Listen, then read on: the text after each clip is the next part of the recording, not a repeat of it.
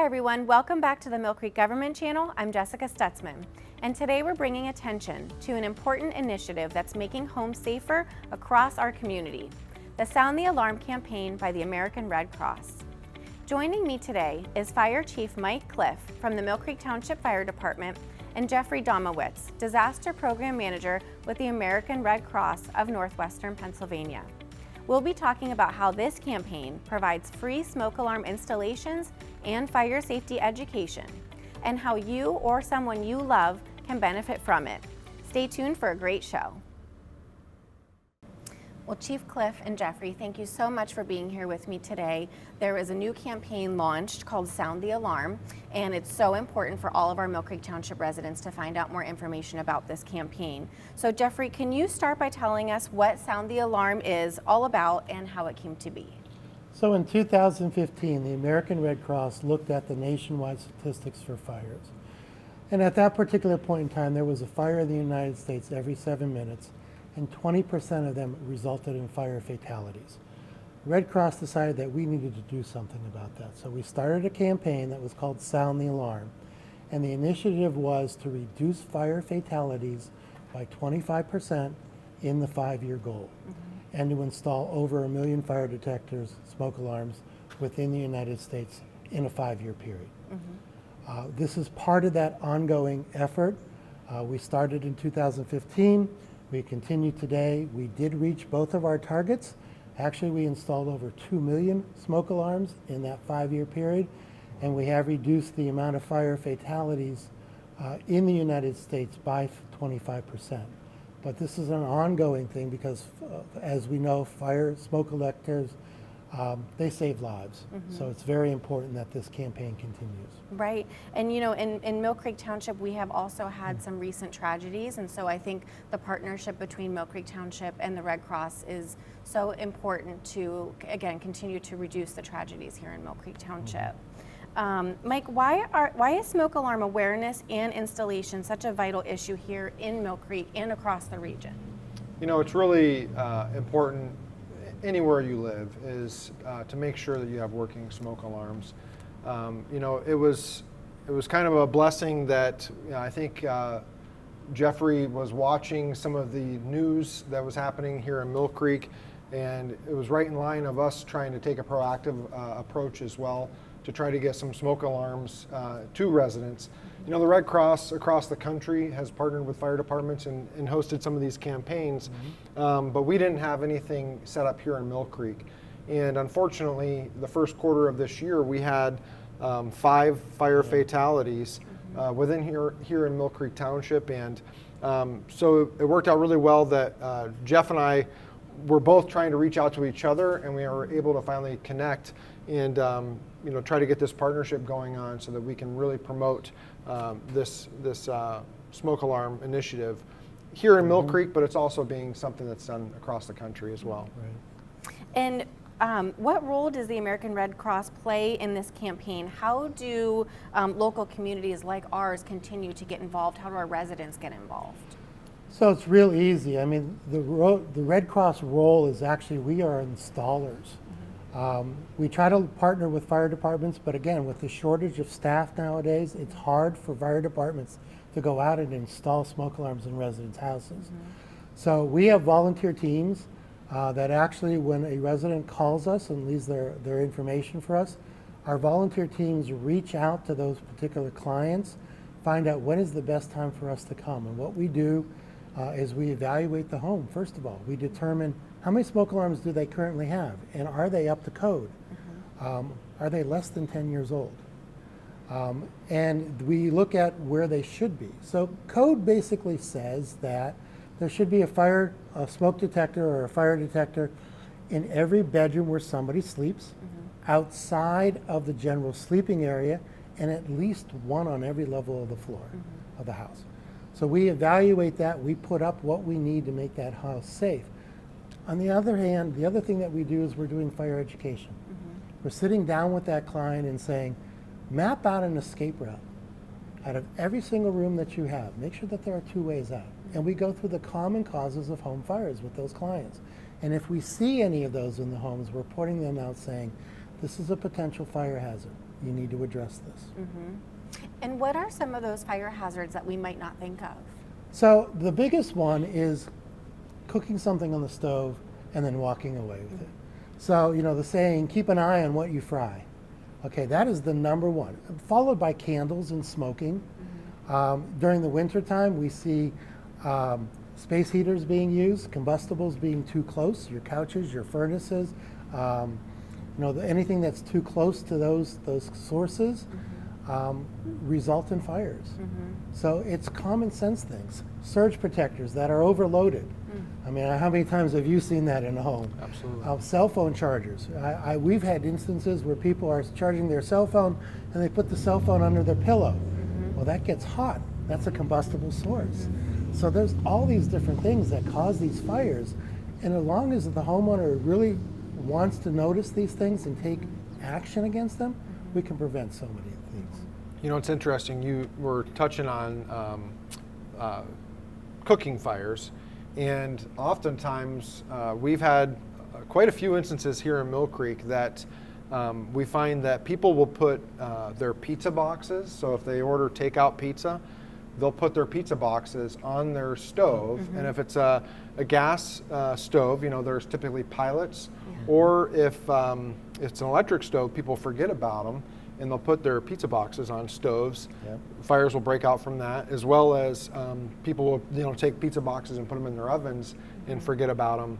We've had so many fires just with those two things, with pizzas and pizza boxes. So we need some pizza box education. We do, we do, yes. And then I'm just thinking about, you know, the Millcreek Fire Department came to my daughter's school and did a really great, you know, educational lesson with all the kiddos, and they sent home all these fantastic materials.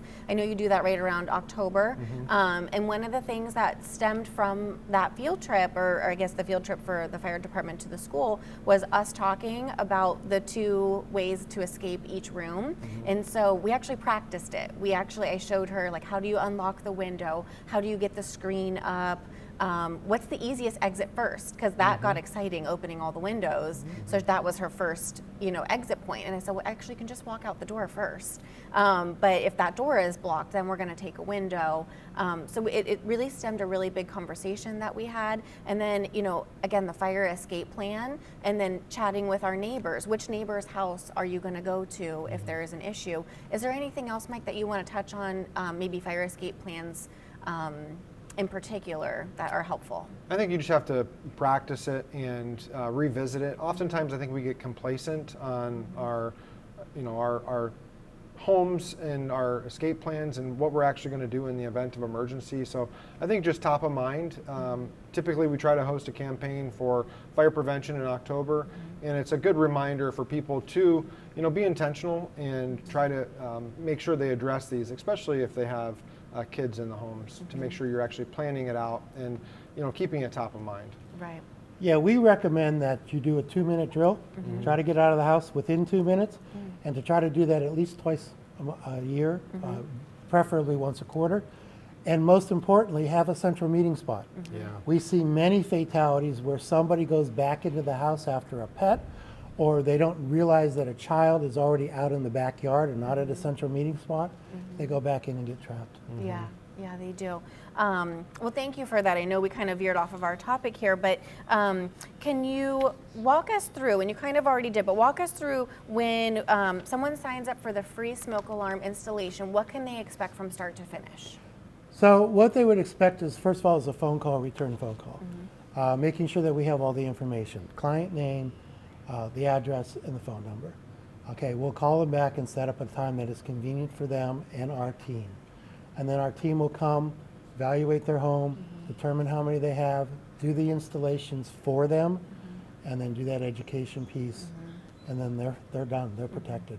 And nobody's being judged. Like if you have, you know, smoke alarms that are over 10 years old, or they're not in the right spot, we want to educate and help. Nobody is judging you. We really would just want you to make that phone call. Correct. Mike, what kind of impact have you seen from the program? It just launched, but what type of impact have you seen from the program in Millcreek and then Geoffrey across the nation? So, you know, we're getting some statistics from the Red Cross, and it's really been impactful, I think, in Millcreek, and we want to continue to push this. because there's a lot more work to still be done on this. Geoffrey had shared with us they had 62 requests made through their office. They installed so far 186 fire alarms within residential homes, and it's to protect a total of 132 people. I mean, that's really incredible when you think about what kind of impact, here in the community. Yeah. It is. It's something that we continually strive to do, is to make sure that our residents are safe. I mean, Red Cross responds to every home fire and helps those clients, but we'd rather not do that.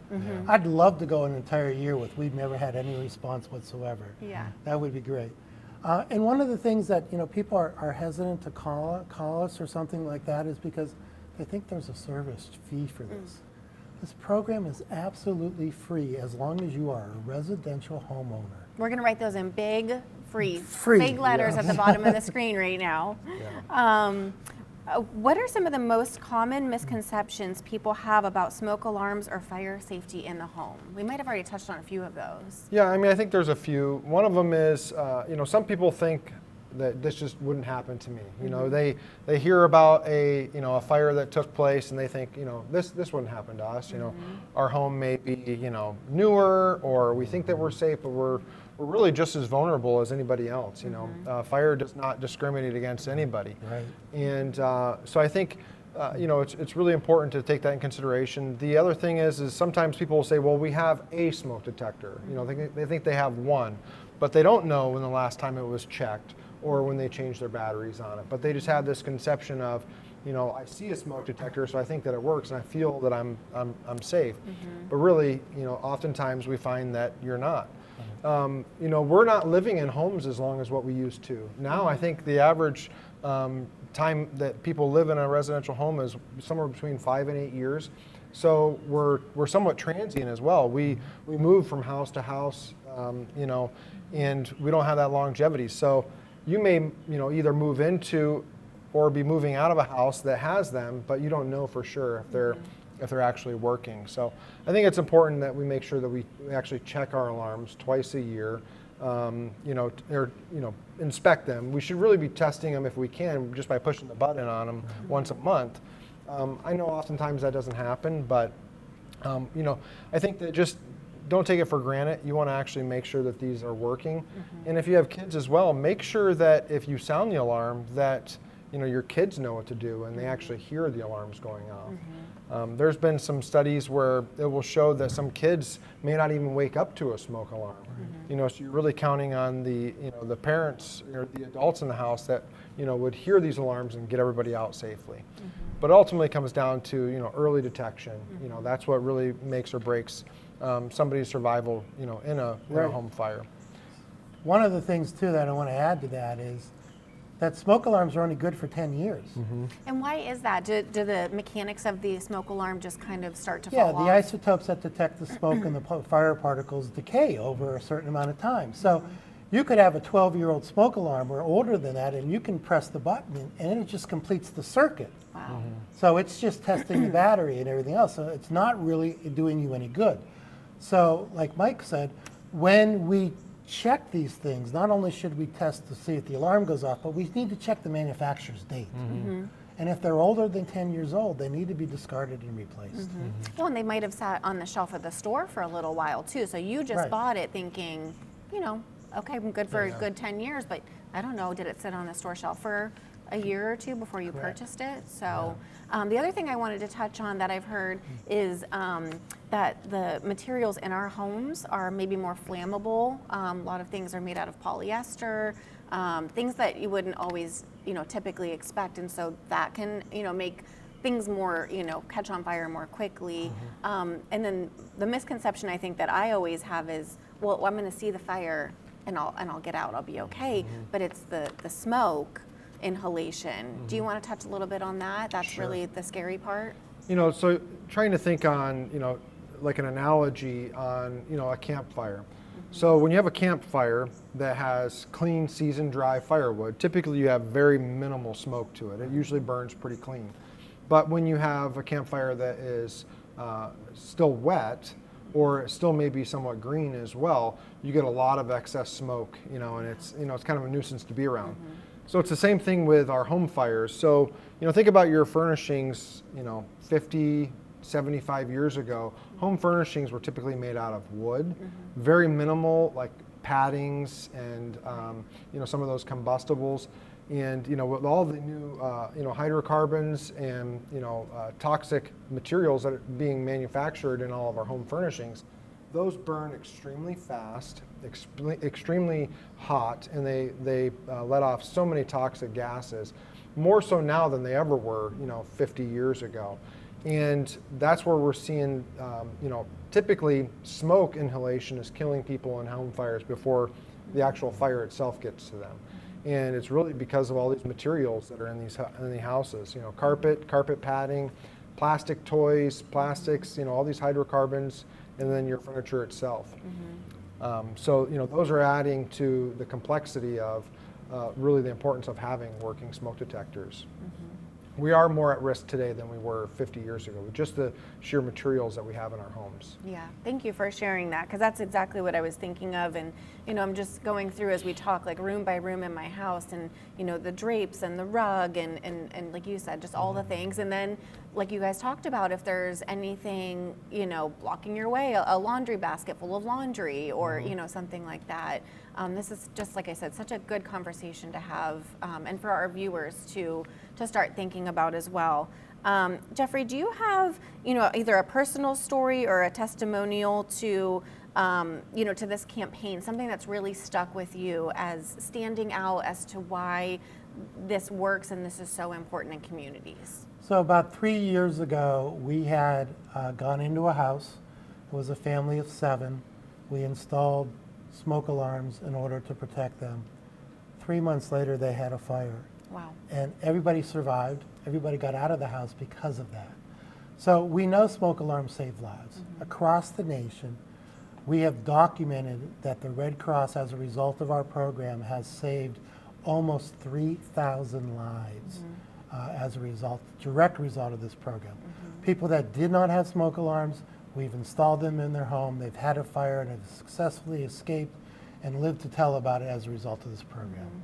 So grateful for, again, just everybody coming out safe and, healthy, and, so we're so grateful for the Red Cross. Thank you for doing this. And Geoffrey, for residents who are hesitant or unsure if they qualify, what would you say to encourage them? If you are a homeowner and you have smoke alarms that are older than 10 years old, or if you don't have smoke alarms whatsoever. So any viewer that is watching this, please call the Red Cross. We have a dedicated line, 814-240-7667. Leave your name, your address, your phone number. We will get back in touch with you, and we will make sure that you and your family are protected. Wonderful. Thank you so much. Mike, how can community members, businesses, organizations, how can they continue to support this campaign beyond getting the smoke alarms installed, or how can they continue to, communicate and coordinate with the Millcreek Fire Department? I think ultimately it's important for, really businesses, organizations to, have a comprehensive fire safety program within their facilities, within their businesses, and ultimately creating that culture in a workplace environment will also stem that into the home environment as well. So I think that people just need to continue to share the message about making sure that they're looking out for their friends and neighbors. We all have probably some elderly, members in our family that may not be thinking about this type of things. So when you're going and checking on some of your family and friends, take a minute and help and share the message of getting these resources to their houses, or even taking a proactive approach and checking their smoke alarms for them. Ultimately, the Red Cross, if there's any question, you can reach out to them. They'll come out. You may find that your home is adequate.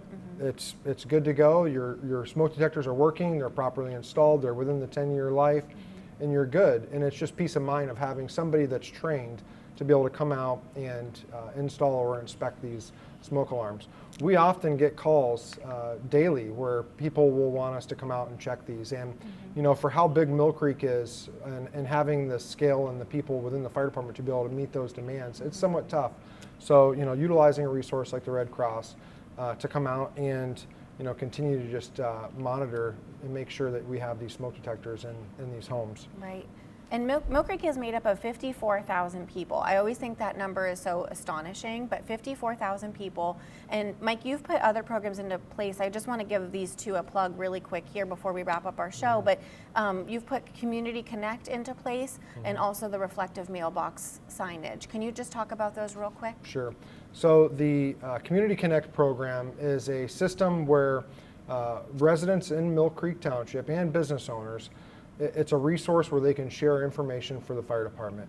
So we will send out a QR code where people can just scan the QR code, they download an app on their phone, and they can share information such as who all lives at their house, where utility connections are. If there's anybody that lives in the house that has special needs, we can be made aware of that. If there's medical conditions or history that would be pertinent in case we show up to somebody's house and they're, you know, unresponsive or even not home, you know, you can share information like if you have pets in the home. You know, all these tools or resources to the fire department so that when we do respond to your house in an emergency, we're better equipped to be able to handle that.